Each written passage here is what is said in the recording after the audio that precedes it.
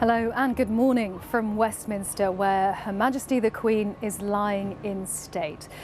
All through the night, thousands of people have been queuing for hours to file past the coffin and pay their respects. You can see many of them behind me and around me, back and forth across the gardens here and for miles along the River Thames. This whole process will continue 24 hours a day until Monday morning, the day of the funeral, at 6:30 a.m. Now, the queue to see Her Majesty is currently around 3 miles long, with people who've travelled from across the UK and from all over the world. They are joining it, and you can see just very close to where we are here how the queue has been condensed across the gardens, people back and forth in an airport-style arrangement, and then further along they will go back over Lambeth Bridge, and the queue goes several miles potentially along the south bank of the River Thames, stretching east, currently around Blackfriars Bridge. That's one of the points where people can join, but people have been coming here to Westminster expecting to join and being told that the beginning of the queue is in fact several miles away. But what should people who join the queue expect? Well, the lying in state began yesterday. It will continue round the clock until, as I said, 6:30 on Monday morning, the day of the Queen's funeral. The queue is expected to stretch for several miles throughout that time from the Albert Embankment, following the River Thames potentially as far as Southwark Park. Wristbands will be given out once people join the queue, but there is a warning. The wait is likely to be several hours, maybe even overnight, to see the Queen's coffin. And as I mentioned, there is airport-style security. That is just as you approach the Palace of Westminster, once visitors have crossed Lambeth Bridge before they go in to Westminster Hall. There will also be a separate accessible route, highlighted here in purple, beginning at Tate Britain. Local venues and museums, including the National Theatre and Shakespeare's Globe, will stay open for extended hours for refreshments and, importantly, comfort breaks, and there will be more than 500 portaloos along the route. But everyone is being asked to respect the dignity of the event and remain silent and dress appropriately while inside the Palace of Westminster. Filming, photography and the use of mobile phones aren't allowed inside. But there is quite a sight when you get to Westminster Hall. I think we can look inside the magnificent hall itself of what people find when they finally reach the end of the queue. They begin to file through on either side of where the Queen is lying in state, on top of the platform known as the catafalque, where the guard is standing watch at all four corners. They have a few seconds there before they move on, but everybody who's been coming out has been reporting that it feels long enough to feel that they have been part of this, that they have been part of a historic moment that will not be seen again, even after several hours of waiting in the queue, paying their respects in whatever way they want to before they move on and out of Westminster Palace.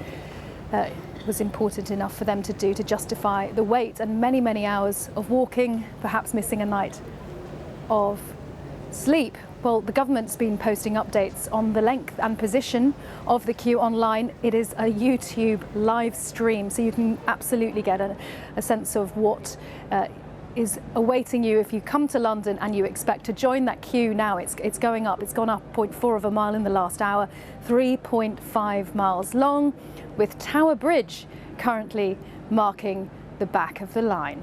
Well, along the south bank from where we are here, Frankie McCamley, my colleague, is with some people waiting in the queue. Frankie, just tell us where you are and how people feel about the wait they have ahead. Well, yes, good afternoon, Karen. Well, as you can see behind me, the queue stretches as far as the eye can see. We're just next to Millennium Bridge, which is next to the Tate Modern and St Paul's. And as you can see, the queue's quite stagnant right now. Sometimes it moves and we're going at a bit of a walking pace and then it slows down. And it's just been getting longer and longer. I mean, this morning at 6 a.m. we started next to Blackfriars Bridge and that queue has just grown. And as you mentioned, it's stretching all the way back now to Tower Tower Bridge, more than 3 miles long. Where we are now, we're looking at about an 8-hour wait, just over 2 miles from where the Queen lies in state. And if you think about that, people aren't really going to be able to see the coffin until nearly 7 o'clock this evening. So people here really are in for the long haul, and along the way you might be able to hear some people have started playing some music to entertain some of the crowds. We've got lots of refreshments, lots of portaloos. I'm told 500 portaloos along this route. And let me just introduce you to Ian, who is one of the chaplains who is helping people along the route. And just Ian, just talk to me about what your role is today. So yes, we're part of a multi-faith chaplaincy that's called to serve the spiritual needs of the queue for those who've been here for some time. So there's groups of chaplains between all the bridges just to support people. And what have people been saying to you? What kind of support are they asking for or need, or just the conversations they're having with you? Well, I think lots of people want to feel they're part of this. I think the Queen has been a big part of people's lives. And I think the last couple of years have been really tough on people. Lots of people struggling with the pandemic and the cost of living crisis. And I think people just wanted to express something of their gratitude to the Queen in her continuity and all of that. So yeah, I think endings are really important for people. And of course, you know, you're talking about faith now. There's so many different faiths along this queue. It's such a mixture of people, isn't it? I'm loving that. You know, there's profound humanity here. And I think people, you know, there's something over the importance of spirituality is increasingly important for people today, I think, around well-being. So lots of people are talking about the fact, you know, that they've struggled a lot over the last couple of years, and this feels like people coming together of totally different backgrounds, different ethnicities, different faiths, the sense of being a people, being able to mourn the Queen and express their sense of being part of this. So yeah, lots of really positive conversations. Some people, you know, needing to express grief. Quite a lot of people have lost people in the pandemic and want to talk about that. So yeah, it's a real privilege for us to be here today. And for you just mentioned it's a privilege for you. How does it feel for you to be here and to be asked to be here and be part of this day that is going to go down in the history books? Oh, it's something really important, I think. You know, my parish is just here, just by Blackfriars Bridge, so it's just really nice to be able to serve people. I don't think sometimes there's a disconnection sometimes between faith communities and the general population, so it's really lovely to be able to come down here and serve. So yeah, really important to be able to participate. Well, thank you very much. What a wonderful story, and thank you for speaking to us here on BBC News. And as you can see, there's so many really positive stories and connections, so many friendships that are coming out the queue. I walked down to Borough Market a little bit earlier on. It's about a 10-minute walk, and all you hear is people talking to one another, connecting. And I think that's the positivity that people will take from this extremely long wait. And let me just see if I can pull a few people out of the queue. Excuse me, sir, you're on BBC News. Why have you come down today, and where are you from? Well, I'm from Northern Ireland originally, but I live in London. And obviously we probably come down because the Queen's given us a lot, and it's right, I think, that we show some respect and go and visit the Queen when she's lying in state. And today, does it feel like an emotional day? Does it feel like you're part of a day in the history books? Absolutely. It's something that in our lifetime we've never seen nothing like this. So to come down and pay your respects, it just seems the right thing to do. Yeah. And the advice is to wear comfy shoes, bring lots of snacks. I can see you've got a bag there. Yes, I've also got a bag here, so yes, plenty of snacks. You're fully prepared for the wait? Yes. And I mean, you're looking about 8 hours from here. Is that quite daunting, or are you actually having a nice time? Because it seems like... I just made the decision. My work, I was quite fortunate. They said, look, you need to take the time for today to come out, then we're okay with that. So I'm just going to make the decision to get in the queue and go for it, doesn't matter what. So, yeah. So I've got my snacks and ready to go, so it's good. Wonderful. Well, and I think the queue might just get longer at the weekend. So I think it seems to be getting longer now. So this might be a good time to do it. Absolutely. It's getting longer by the minute. Some great friends on the way, some really nice people as well, which made the experience even better as well. So some nice people. That's absolutely lovely. Oh, well, thank you much. There you go. So many more friendships. There you go. It's just everyone has come down for their own reason. Everybody has a story to tell. And there is a real positivity in the queue, despite the long waits. You know, everyone's happy with that.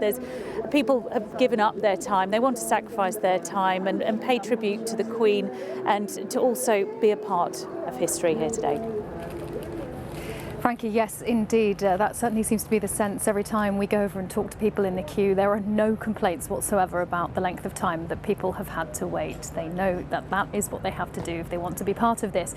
Let's talk more about what is in store once they get inside the Palace of Westminster. Our correspondent Ben Wright is inside Westminster Hall. Ben, we can hear you but not see you. Just tell us what is around you and what you're seeing there. Well, I'm looking over this vast medieval hall, at the centre of which lies the Queen's coffin on a raised plinth draped in the royal standard, guarded at each corner by men from the Sovereign's bodyguard, the foot guards and the household cavalry mounted regiment. They rotate through 24 hours. They're always here, and filing past both sides of the coffin are members of the public who have been queuing, as you've been reporting, for many hours. When they get here, though, the mood is incredibly pensive. What strikes you most is the silence. People are walking past very slowly, stopping when they reach Her Majesty's coffin. The vast majority of people are nodding for a few seconds, some are curtsying, and then they file out through the north door, several wiping away tears as they make their way out through the back of Westminster Hall. It's an extraordinary sight. It's very moving, and as I said, it is silent and pensive as people reflect upon the late monarch. And Ben, it seems to be a case of even if people have had a preview of what this is going to be like, perhaps on television, when it comes to the real thing, it feels very different. It does. The enormity of this, you can see it's written in people's faces as they walk into this huge 900-year-old hall. It's in a remarkable and magnificent place. And of course, it's steeped in history. It is where previous kings and queens have lain in rest, including the Queen's own mother and father. And as people arrive into the building, they are quite bunched up as they come down the stone steps to the floor of Westminster Hall, and the magnificence and the scale of this can't help take your breath away. And there on this plinth is the Queen's coffin, and people are taken aback. You can see it in their faces. And then each person, once they get to the catafalque, the raised plinth, has just a few seconds to themselves to think, to nod, to curtsy, to say a few words, and then they move out. It is a very moving sight. And people seem to be taking their own cue. They're not being hurried on in any way. They're just paying their respects and moving on of their own accord. Yes, that's a good way to put it. There's very little sense of it being controlled. I mean, there's great order here, of course, and the four guards at each corner of the Queen's coffin. Behind them are lit candles. It's an incredibly somber atmosphere, inevitably. But people can take their time, and you can choose to spend a few seconds nodding, paying your respects before moving on. There's no sense at all of anybody being hurried to pass through Westminster Hall. And Ben, I don't know how long you've been where exactly you are now, but we saw even the former British Prime Minister Theresa May among the mourners coming in a few hours ago. Yes, that's right. I think at about 8 o'clock this morning, Theresa May and her husband Philip joined the mourners paying their respects to the Queen, and there are certainly dignitaries among the lines of mourners lining up to pay their respects. There are people dressed very formally in black tie, and there are members of the public wearing what people would normally wear, jeans and t-shirt and anoraks, and it's a cross section of people, all ages, from old to very young. Some people dressed very formally, others less so, but all here for a single purpose, and everybody clearly looking very moved by the solemnity and the magnitude of the occasion as they come through this historic place. Ben, yes, as you mentioned, the crowds out here, just in Victoria Tower Gardens, they've been moving very rapidly, almost at a trot. But once you get into that hall, it all slows down, and the size of the hall allows for that, allows for people to spread out and pass through. That's right. And once people are in, as I said, there's some congestion towards the top of the hall, at the top of the stone steps that lead down to the floor of Westminster Hall. But then the line continues to move in a stately and perfectly, it's moving along, but it slows as each person takes their own time to pay their respects at the Queen's coffin, and then people then file out in a more relaxed way through the north door and out into New Palace Yard. Ben, thank you. Ben Wright, inside Westminster Hall as people pass by the Queen's coffin, and what is the feeling as they emerge from that?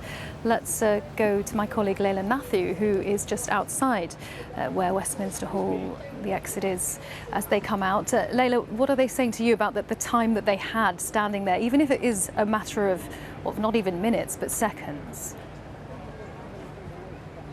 Well, people are filing out of Westminster Hall here, Karen. They're emerging into the daylight, really, into a bit of a hubbub. People are kind of milling around on the pavement, I think reflective of what they have just seen and just absorbed. A lot of emotion here. You can see people with tissues, dabbing their eyes, conversing with the people they've gone in with.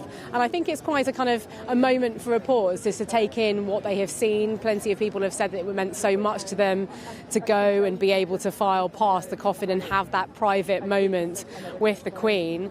I'm joined by two people who've just come out of Westminster Hall now, two sisters, Pippa and Lorna. Thanks so much for being with us today. Just tell us about your time inside Westminster Hall, Pippa. Well, I arrived from Whitstable this morning and we met about 7 o'clock and very, very well organised getting in through there. We were very fortunate to see when we actually got into the hall, they were changing the actual guard around the coffin and extremely quiet. You could hear a pin drop. And then we walked past and it sort of like come to an end of an era. It was that feeling you had inside of you. Very, very emotional. But brilliantly done, perfectly done, the best way. Yeah. And Lorna, how much did it mean to you to be here? You said that you had come to see the Queen Mother lying in state. Right, yes, we came 20 years ago, yeah. And it was just fascinating, and it's really fascinating today, incredibly well organised, but it's very much an end of an era, isn't it? And it was very emotional for some people. For some people it was just interesting to be a witness of history and to see pageantry done at its absolute best and so precise. So it was it was really, really good to be here today. Definitely. What did you make of the atmosphere, both in the queue and then inside? I think it was very good. Everybody was talking to one another, asking where they come from and so on. And, there was no arguments or anything like that. The queue moved very quickly. Yes. Yeah, it was also another really well organised. There's lots of signposting and marshalling, and it was Plenty of portaloos. Plenty of loos. Yeah. So you're glad you made the journey here today? Oh gosh, yes. I mean, it's one of those things you don't want to regret it. When the things pass. So I mean, we don't want to feel the next how long this will happen again. But I just think, well, I might be too old to do, than the next time. You're never too old. Push me in a wheelchair. But no, I was very pleased I did it. Very much so. Yeah, it's absolutely well worth coming down. Oh, 100%. Yeah. Brilliant. Pippa, Lorna, thanks so much for being with us. Thanks. Enjoy the rest of the day. I think it's really interesting to hear from people just the different aspects of their visits here. Pippa and Lorna mentioned the atmosphere in the queue. That's something that everyone has spoken about, just the convivial nature of the queue, how people have shared stories, shared food, come together to have these experiences. Some people have come on their own and then joined up with other people and shared this special moment inside Westminster Hall together. So lots of different moments, I think, in this whole atmosphere, and certainly a sense of purpose for people coming here today. Layla, thank you very much. Layla Matthew there as people come out of Westminster Hall after an hour's or many hours long wait. Just talking to people who are approaching where we are, they're reporting that they got here about 6:30 this morning. So the wait has gone down compared to when we arrived here before dawn. It is moving more quickly, but that could be very temporary as people come into London. As the weekend approaches, the queues get longer and longer. Now, the BBC is offering a dedicated stream of the Queen's lying in state for those who want to pay their respects but who can't make it to London or who are unable to queue. The service is available on the BBC homepage, the BBC News website, the iPlayer, BBC Parliament and the red button. From Westminster, it's back to you in the studio.